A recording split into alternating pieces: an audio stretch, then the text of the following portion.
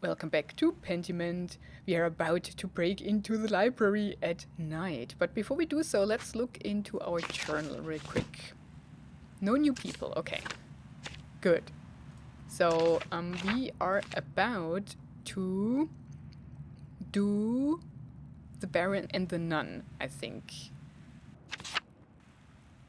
We try to find out what happened to that nun that we heard of from Cecilia.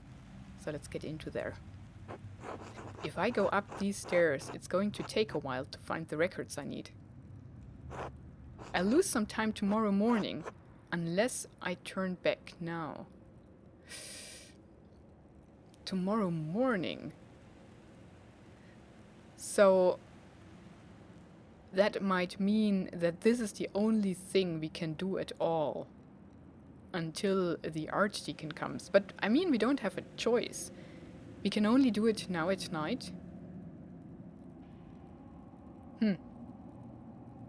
And I think it will be valuable information. The problem is that we still don't have any clue who murdered the Baron, right? I don't think it was Sister Matilda with the shovel.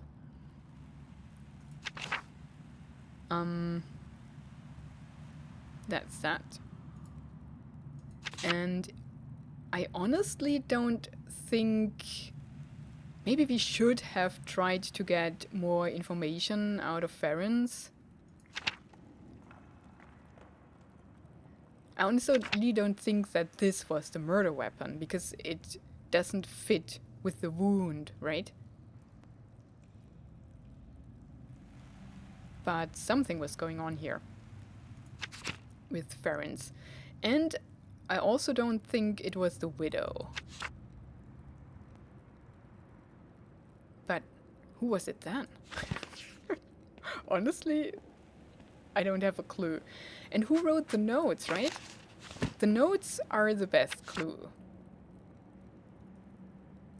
But problem is, I cannot look at them. Yeah. Problem is that we don't know yet who wrote them, but we might find something in the library. Because we did suspect Sister Illuminata to have written them, right? Oh, I did. Don't know what you do.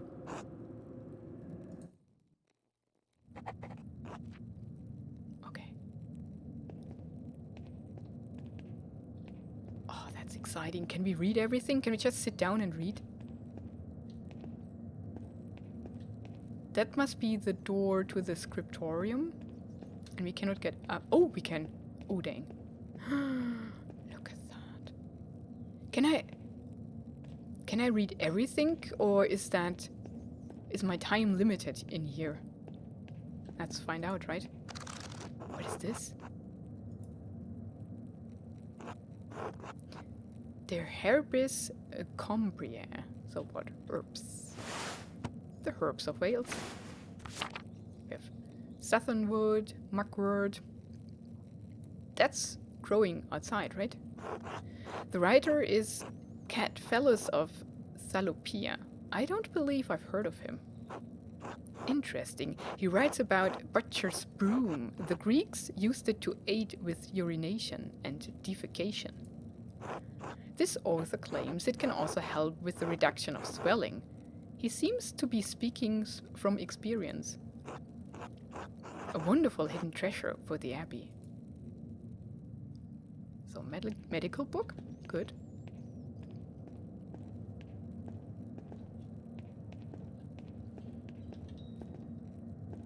What is that? Oh, dang. There are a lot of things. Okay. Let's hope we can read everything. What do we have here? A bifolium from the Mysteria Astra. I've read a number of treatises on astronomy, but I've never heard of this one. Oh yeah, right. That's cool. Cool illustration. Seems rudimentary, explaining the connection between astrological signs and the elements, and their basic relationship to alchemy. That's what we saw in the decipher. Each sign is governed by one of the 4 elements. Cancer, Scorpio, and Piscis are the water signs. Capricorn, Taurus, and Virgo are each signs, and so on. Taurus? Fire, earth, water, and light? It cuts off there. The next page is about something else entirely. Sister Illuminata must be trying to reconstruct the larger text.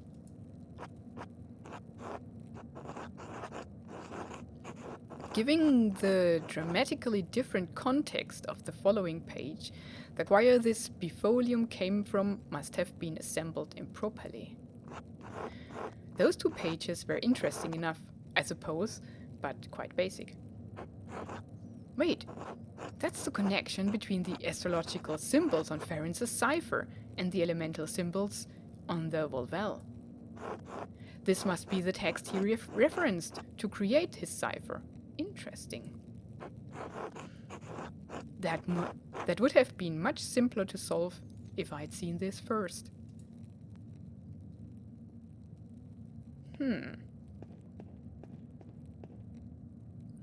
Did they work together? Illuminata and him? Huh. What's in that box? That's what I want to know.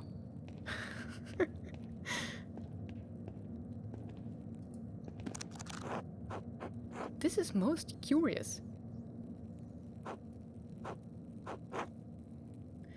Historia de Labyrintho Librorum. Account of the labyrinth of books. That's that building and the ground plan.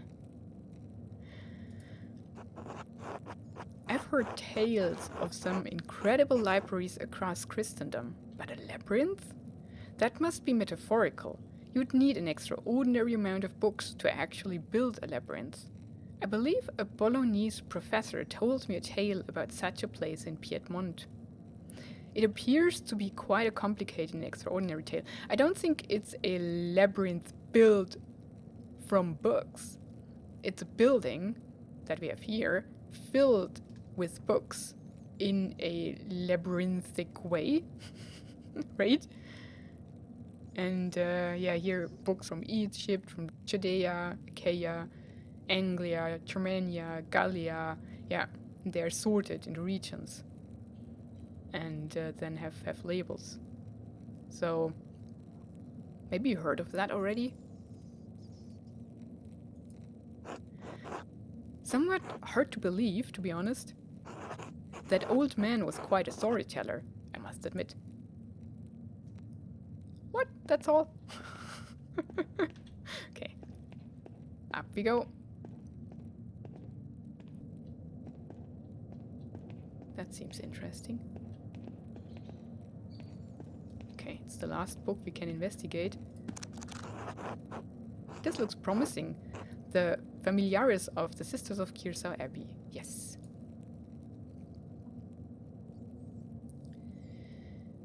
Katharina, a prefecta. Soror Hildegardis.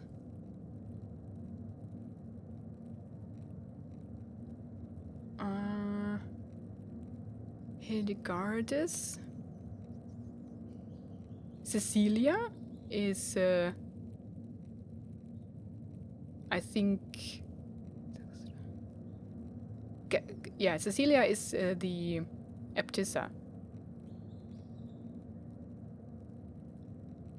Matilda, we have here Gertrudis and Illuminata. And Cecilia? Oh, that's her, Prefecta. Okay, we have 2 Cecilias, yeah. Soror. These are sisters? And Oblata? Yeah, Mater Cecilia, okay. Thora Sophia. Elspeth? Margarita? And Sister Zdena. Okay, let's read about Illuminata. She came from a noble family in Cappadocia?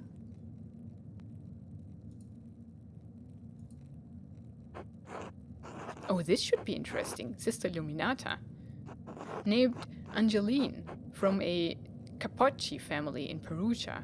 Oh, Capocci. It looks like they have some connections to Kirsau through an old abbot, Rudolf. Her family donates money to the abbey every year as well. Yeah, they are nobility, so they do have money. Okay.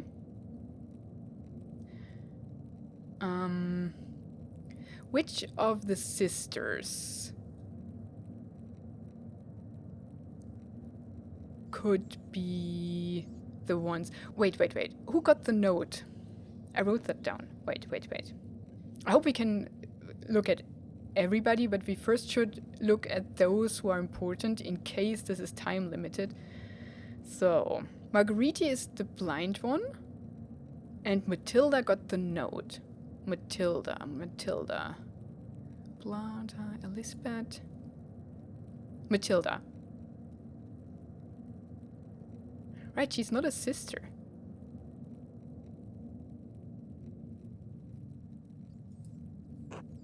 Matilda, Oblate.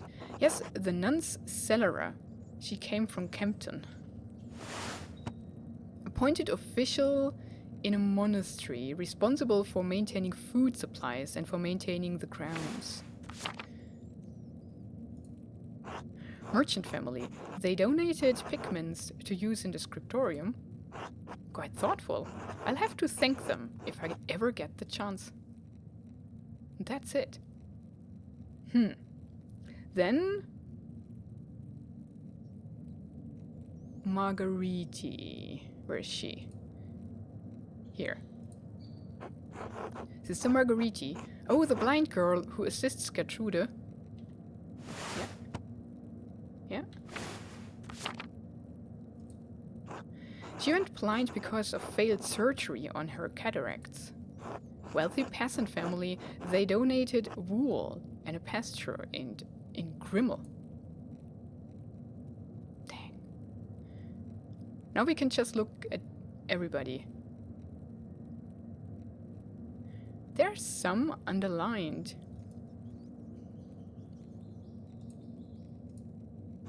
Sisters Denna. This should be good. Hehehe. Oh, why? They donate a fortune to the abbey. No wonder Mother Cecilia and the abbot let her behave as she does. How does she behave, though? Talked about her. Lisbeth Oblate. She's from Utrecht. Oh, dang.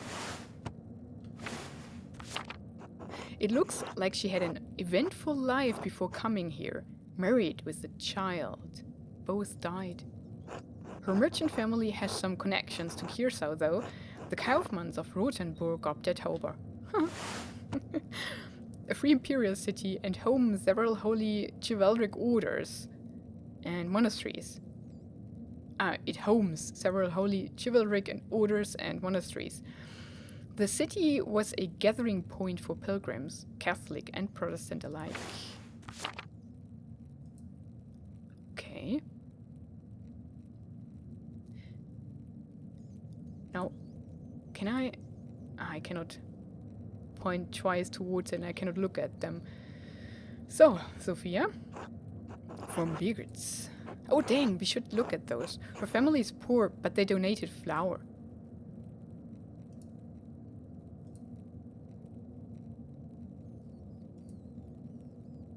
We looked at her. Matilda.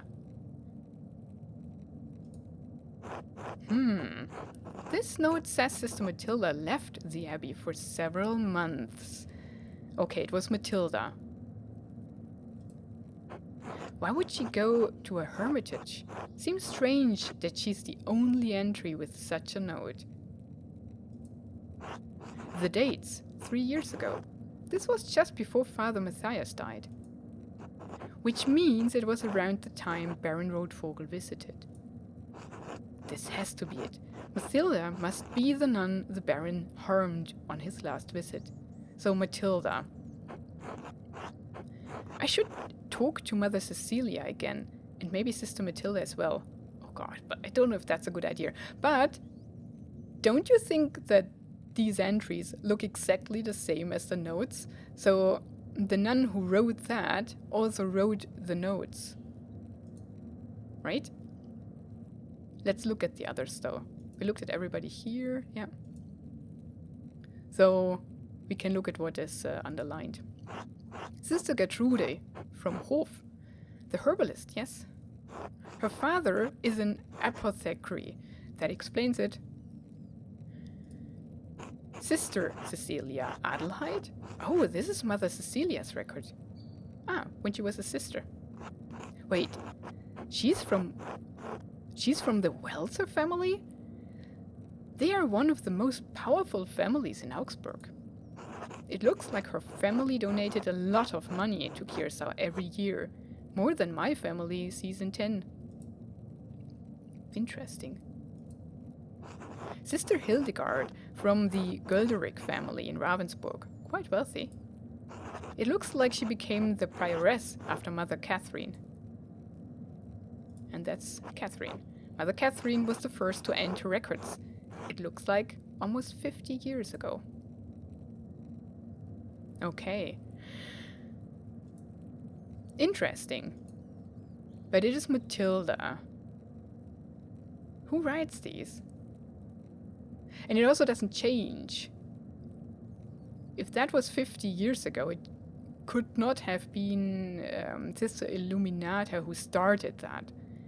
So either she tried to have the same handwriting as whoever started that, or there must be a very old nun who does these since 50 years. Talk to Cecilia or Matilda. Gosh, I don't know if that's a good idea to confront them.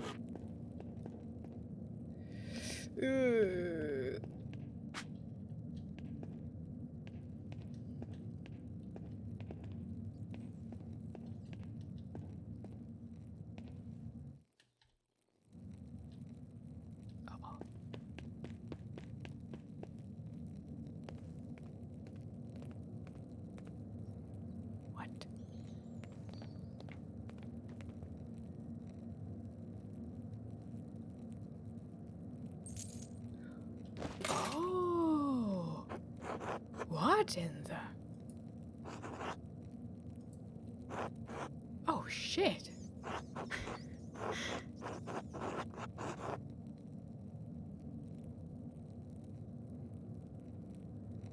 What am I going to do now?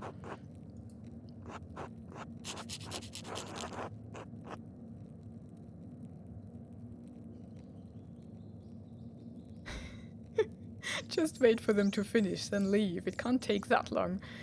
Ah! We shouldn't talk to them. I don't want to fall asleep on this cold floor.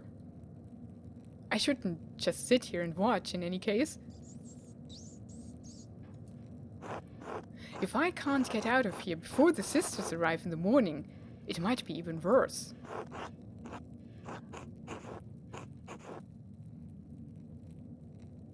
Why should I fall asleep?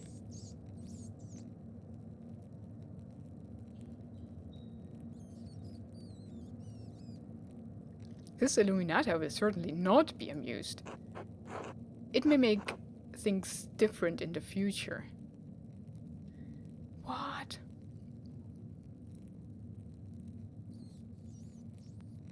We cannot just flee. Then they will think I'm their enemy. If they see me and recognize me, they won't ever talk to me again and maybe murder me. Why would I fall asleep while they are having sex? I mean, that's ridiculous. Just stay the frick awake and look away. It can't be too long. I mean, then the only option is to talk to them. Because these are no options. If I fall asleep and the sisters find me, that's really bad. I don't want that to happen. If I break through the stairs, that's the worst in my opinion, because they think I'm their enemy.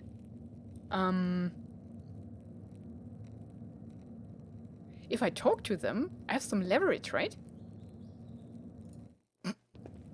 That is so mean. Oh well, hello, good evening. What? What are you doing here? At least they finished. See, it didn't take long. We could have just waited it out. Andreas, what is the meaning of this? Did you follow us in here?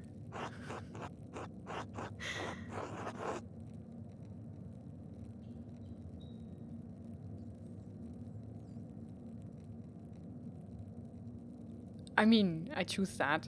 I really don't care. What should I say? This is a delicate situation, to be sure. They're understandably concerned. If their tryst is discovered, they could be expelled from Kirsa, or maybe worse.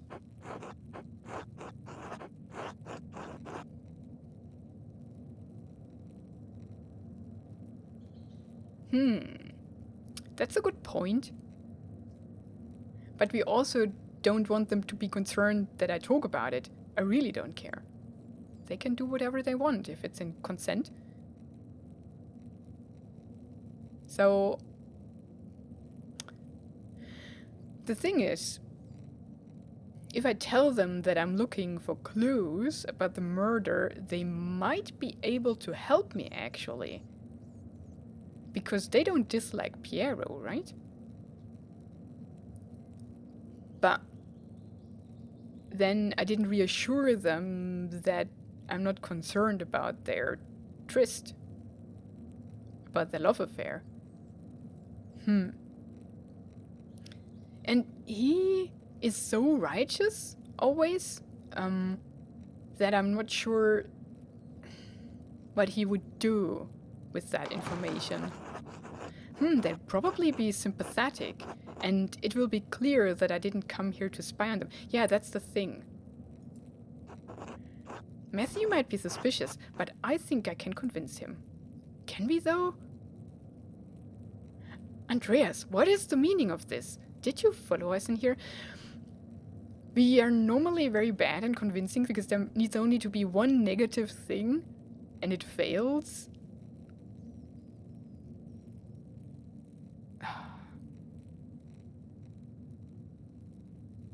I didn't mean to alarm you. I came looking for clues about who killed the Baron. I know Brother Piero didn't do it. Someone else from the Abbey or the town has to be responsible. I know Piero is a good man and a pious monk. I can't let him die. Oh, good. I can't believe Brother Piero could I'm sorry, it's just so shocking. I pray that God will deliver mercy to Piero and bring the true culprit to light. Yeah, but God will deliver nothing. We have to find out.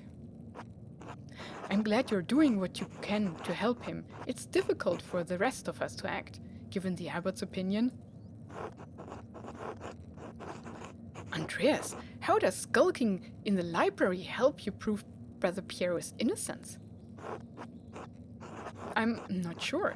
Do you know why Sister Mathilda was sent to a hermitage? I do recall a period where she was absent, yes? One day she was just gone. I don't know why. I don't normally concern myself with Mother Cecilia's business.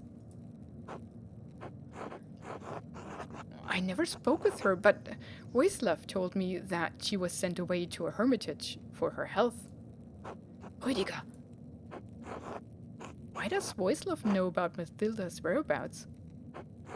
They're both cellars and have reason to go to town on behalf of the Abbey. Just as you have more contact with Sister Illuminata than I, Brother Waislav has more contact with Sister Mathilda. In any event, I wish you good fortune with proving Brother Piero's innocence. I trust you will keep all of this to yourself.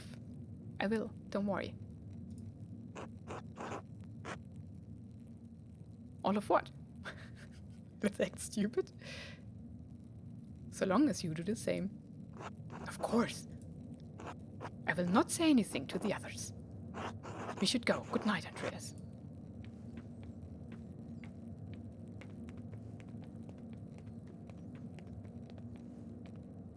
Aw.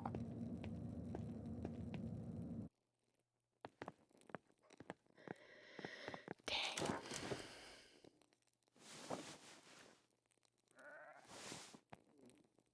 We don't have time to talk to the sisters, though. That's the problem. Oh, we dream.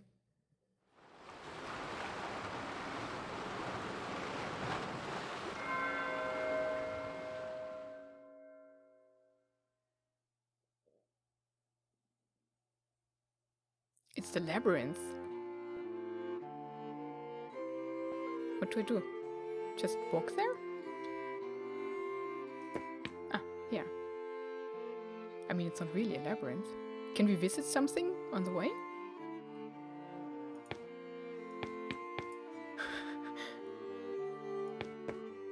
I mean, that's obviously the throne room.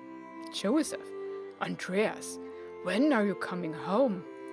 Is that our father? Dad, I'll be home soon.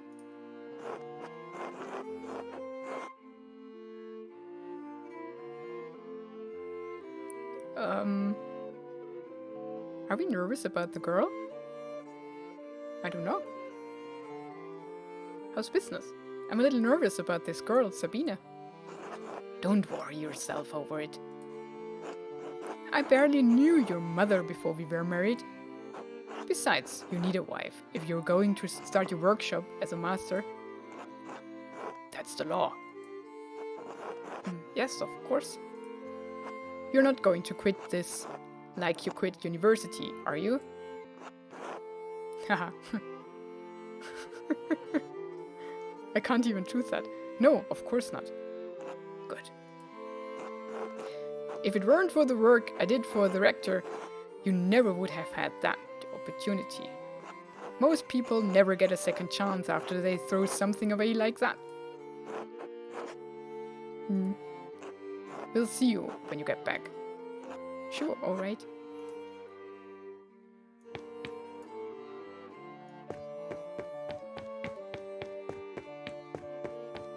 So it doesn't matter where we go. We just have to reach the middle, I suppose. Oh, it's you.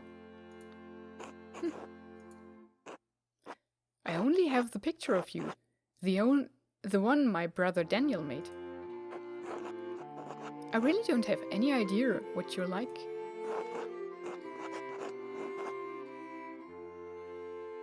Do you really want to get married to a stranger? Why should that matter? Right, everyone keeps saying that. That's why I'm saying it to you now. Because I'm saying it to myself. Exactly. Huh. I see you soon, Andreas. For real, I mean. I suppose that's true. Until then. Can we flee? Can we wake up? No. Okay. Let's face the king. Oh, press the John. Welcome back, Andreas. It has been too long since you have graced this court with your presence. Apologies, Your Majesty. My mind has been preoccupied by tragedy at Kearsau Abbey. What manner of tragedy? The murder of a nobleman, a close friend of the Prince Bishop of Rising. My friend Brother Piero is the abbot's only suspect. I know that he could not have done it. How do you know? Examine your assumptions, my son. In addition to having no motive and violence not being part of his character, he's not physically capable of the act. He is of limited strength and has a palsy in his hand that makes holding a paintbrush difficult. It's inconceivable that he would have the strength and resolve to kill the Baron with a blow to the head. Huh. A whole lot of inconceivable shit happens on this hell of an earth, Andreas.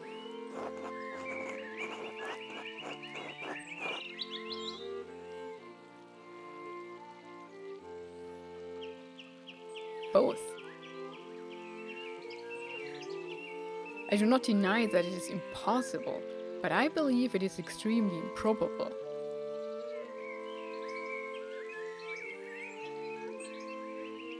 It's not a matter of belief, we have to prove it.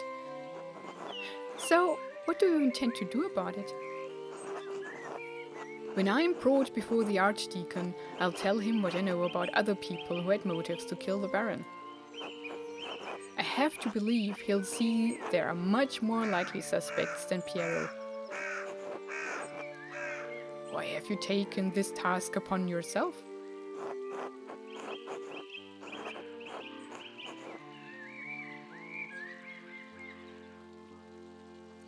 I have to save Brother Piero's life. He has no one else to help him. Your love for and devotion to him speak well of your character. A man who is humble before his elders honors also his gods. Huh, of course you'd say that, old man. He's right though. If Andreas doesn't help him, no one will. Exactly. I understand why the brothers and sisters cannot act against the abbot, but I must do something. Why does that shitful-brains abbot care about the death of a useless fart like Lawrence Roadvogel anyway?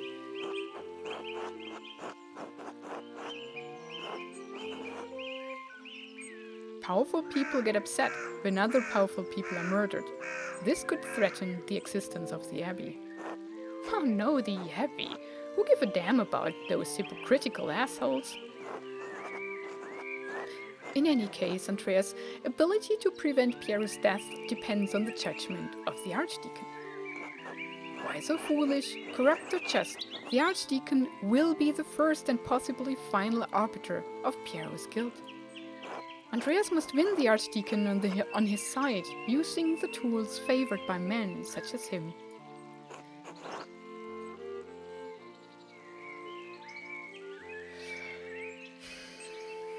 Honesty?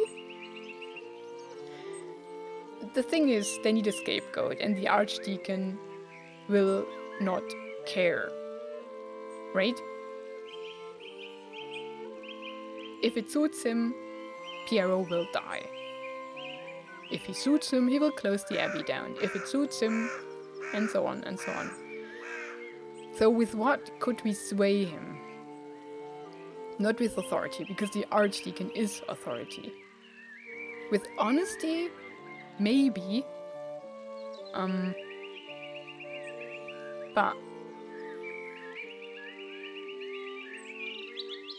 I mean, again, if it goes against his interests, he won't care. So with all the other things.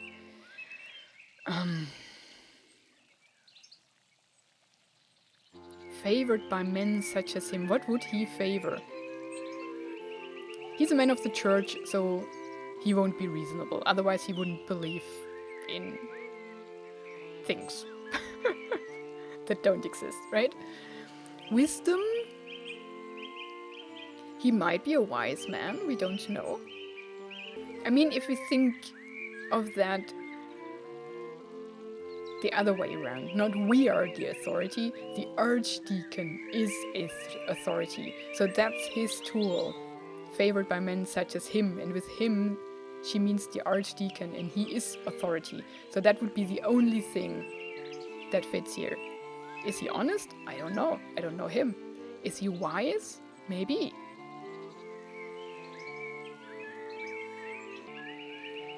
I mean, I do not know the man. He could be reasonable, so I really don't know. Authority? Yeah, thing is, we don't have authority, so yeah, it's the other way around. Despite your talent, you're merely an artist. He has been invested with power by the Prince Bishop of Rising, yeah. He is the authority. You have no authority with him. Yeah, that's what I mean. But... Oh, I have another chance. Honesty. You must be honest in all things, Andreas, but many are not willing to accept the truth. Yeah, he won't care.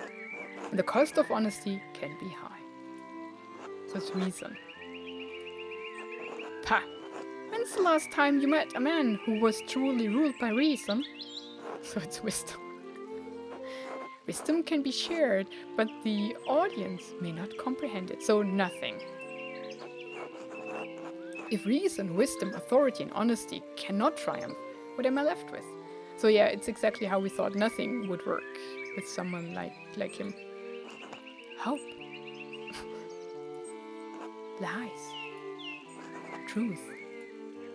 Above all, faith in providence. Well, what do you plan to tell the Archdeacon, Andreas? There were other people in Curacao and Tussing who had motives to kill the Baron. Prior Ferenc feared the Baron would report his occult interests to inquisitors. How so? Prior Ferenc and the Baron shared a fascination with the occult texts. The Baron was pressuring the Prior into performing a ritual for him while he was visiting Curacao. When Ferenc refused, the Baron threatened to turn him into the Inquisition. How did you came by this knowledge?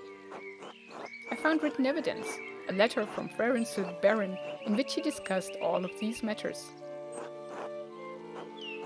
It is a dangerous thing, a monk dabbling in the occult.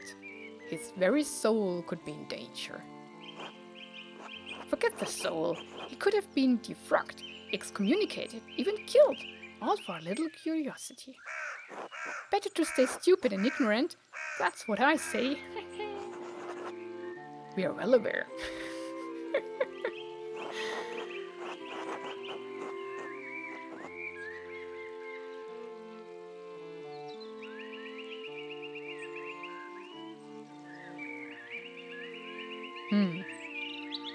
There's great power in magical books. I've read many of the same books Prior Ferenc has. Most of them are harmless nonsense. That is not the position of the Church, who views these matters suspiciously in the best of circumstances. I mean, if you believe that God is real, then you have to believe that anything else could be real too. Because if you commit to believe in something that cannot be proven, then you also kind of commit to anything else, because it cannot be proven, right? Nowadays we can prove that a lot of these things have no effect at all, but also God has no effect, and there are still people who believe he does. So it's all in our brains anyways.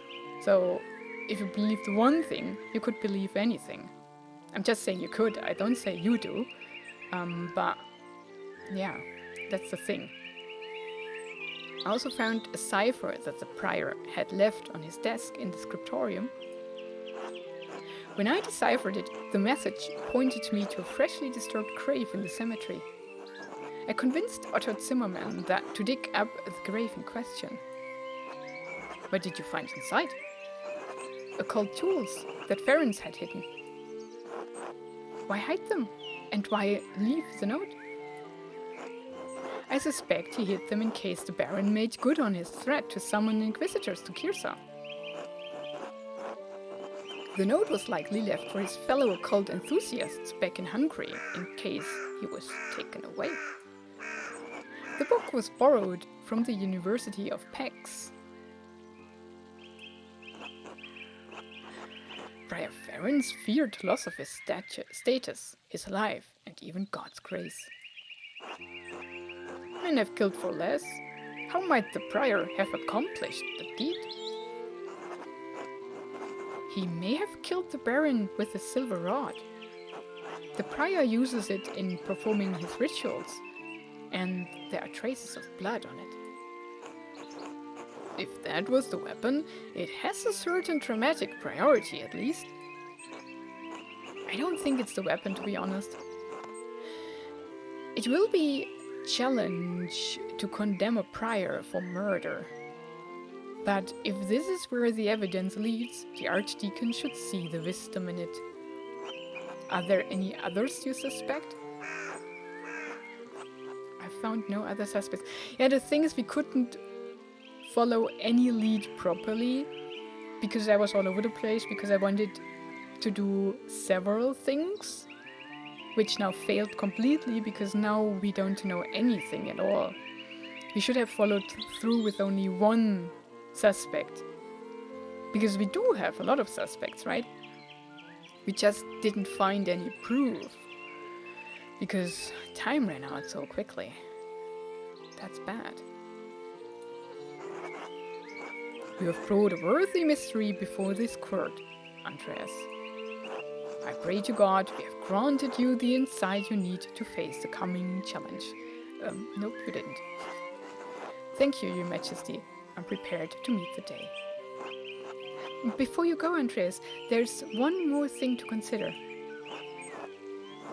You will be summoned to the archdeacon to tell him what you know. But you need not tell him everything. I think I understand. There is a place for a noble lie. This is not one of them. Why? The Baron is dead. All of the people with the motive to kill him suffered, either directly or indirectly, from his wickedness. Simply mentioning a name to the archdeacon may endanger them, whether they had anything to do with the murder or not. Yeah, that's true. Yeah, right. No point throwing everyone waist deep into shit. I protest any attempt at deception, but you must ultimately follow your own conscience, Andreas. Little time remains before you must stand before the archdeacon. Use it wisely. I do my best. Until we meet again, Andreas, God be with you. And also with you, Your Majesty. Oh, that's bad. But we do have Prime still. No! Why?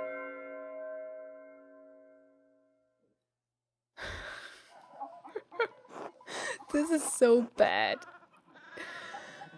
Oh gosh. We didn't do the right thing. But we'll meet the consequences of our actions or non-actions in the next episode. Thank you so much for watching this one. Have a wonderful and adventurous day, and goodbye.